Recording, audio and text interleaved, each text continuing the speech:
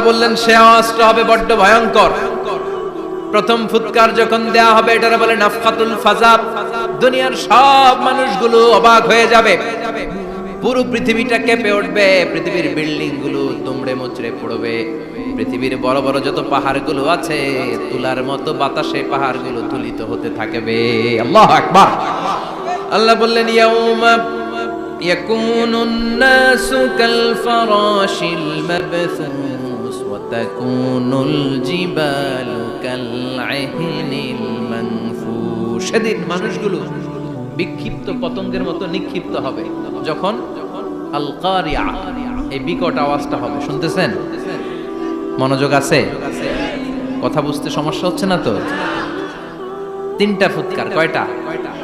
প্রথম ফুৎকার দেওয়ার সাথে সাথে মানুষগুলো বিক্ষিপ্ত পতঙ্গের মতো নিক্ষিপ্ত হবে। এই যে আরামসে বসে আছি, তখন আর বসে থাকা যাবে না। কে ধাক্কা খেয়ে কই চলে যাব টেরই পাওয়া যাবে না।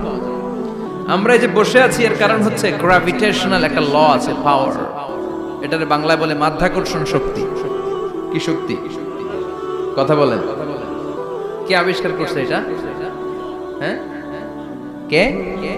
বিজ্ঞানের নিউটন, আইজাক নিউটন আবিষ্কার করেছে। আপেলকে সে নিচে পড়তে দেখে গবেষণা করে পেয়েছে গ্র্যাভিটেশনাল পাওয়ার।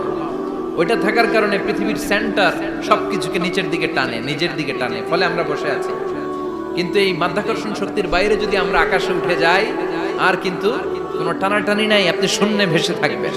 নভোচারীরা মহাশূন্যে যে ভেসে থাকে, কিয়ামতের ওই ধাক্কার ভাইব্রেশন যখন শুরু হয়ে যাবে, পুরো পৃথিবীটা মুহূর্তের মধ্যে কেঁপে উঠবে।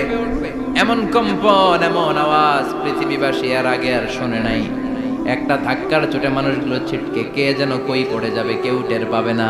কে কই চলে গেছে হিসাব নাই। সব থাকবে ওই টাইমে, সব থাকবে না। কেউ থাকবে টয়লেটে, কেউ থাকবে ঘুমে, কেউ থাকবে বাজারে। আপনাদের নিমসার বাজার তো থাকবে তখন, না থাকবে? ওই যে লন্ডভন্ড হয়ে যাবে, হিসাব নাই।